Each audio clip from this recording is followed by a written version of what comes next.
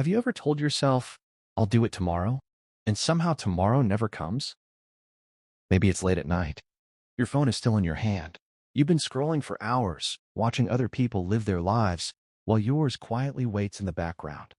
You think about something you wanted to start today. Maybe it was going to the gym. Maybe it was working on a dream. Maybe it was just sending a message you've been avoiding. But instead, you take a deep breath and whisper to yourself, it's okay. I'll do it tomorrow. And in that moment, it feels harmless, almost comforting. Tomorrow feels safe. Tomorrow feels like a fresh start, a clean version of you who will finally get everything right. But what many people don't realize is, tomorrow is one of the most convincing lies we ever tell ourselves. Because tomorrow doesn't just delay action, it slowly reshapes how you see yourself. Every time you say, I'll do it tomorrow, your brain learns something. It learns that your intentions don't need to become actions. It learns that your promises don't need to be kept. And over time, without even noticing, you start trusting yourself less. It's not loud. It's not obvious. It's quiet. It shows up in small ways. You hesitate before starting something simple. You overthink decisions that used to feel easy. You begin to doubt whether you'll actually follow through, even when you really want to. And the strange part is, it doesn't feel like you're losing anything in the moment. Because tomorrow always feels like you're still in control. You haven't given up. You haven't failed. You've just postponed. But that's where the trap is. Because tomorrow is not a real place. It's an idea. And your mind uses that idea to protect you from discomfort. Starting something is uncomfortable. It forces you to face uncertainty. It forces you to see your limits. It forces you to risk failure. So your brain offers you an escape. Not by saying don't do it, but by saying not now. And that feels reasonable. It feels responsible.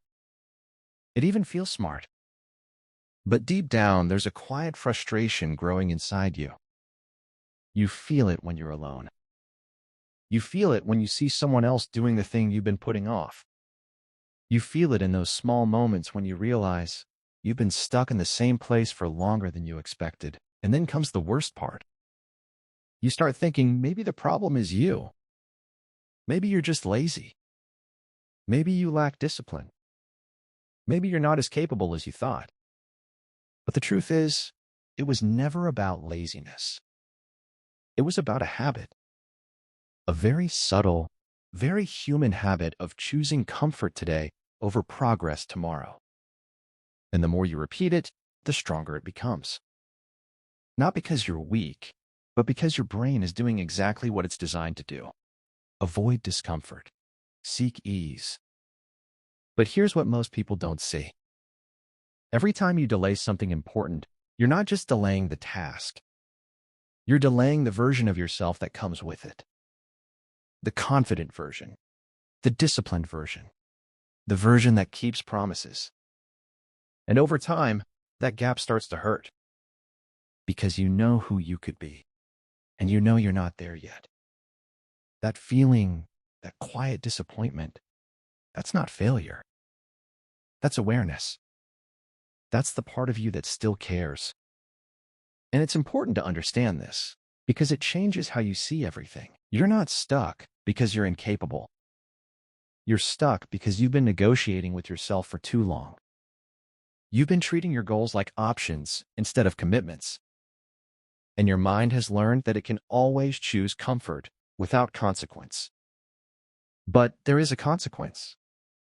It's just not immediate. It shows up slowly, in missed chances, in lost time, in that growing feeling that life is moving, but you're not. And at some point, you start to realize something uncomfortable. Tomorrow isn't coming to save you. Because when tomorrow becomes today, it feels exactly the same. Same thoughts, same excuses, same delays. And suddenly, weeks turn into months. Months turn into years. All built on a simple sentence. I'll do it tomorrow.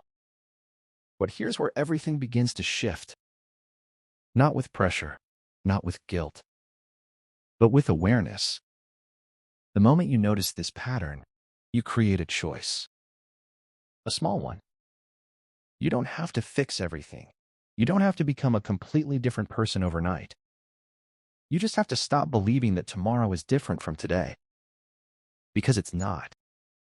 The only thing that makes tomorrow different is what you choose to do right now. And that choice doesn't have to be big.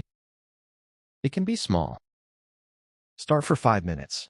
Take one step. Do the part you've been avoiding the most. Not perfectly, not completely, just honestly. Because the real change isn't in the action itself.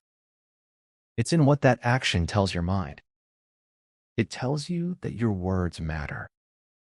That when you say something, you mean it. And slowly, something begins to rebuild. Trust. Not in the future, but in yourself. And that changes everything. Because when you trust yourself, you don't need motivation all the time. You don't need the perfect moment. You just move, even when it's uncomfortable. Even when it's slow. Even when it's messy. And that's how people actually change their lives. Not through sudden transformation, but through quiet, consistent honesty with themselves. So the next time you hear yourself say, "I'll do it tomorrow," pause for a second. Ask yourself gently, is this a plan? Or is this an escape? And if it's an escape, just take one small step today. Not to prove anything to the world, but to remind yourself that you're still in control. Because the truth is, tomorrow isn't a promise. It's a story we tell ourselves to feel better in the moment. But your life isn't built in tomorrow. It's built in the quiet choices you make today. And sometimes, the biggest change doesn't come from doing everything right. It comes from simply refusing to wait one more day.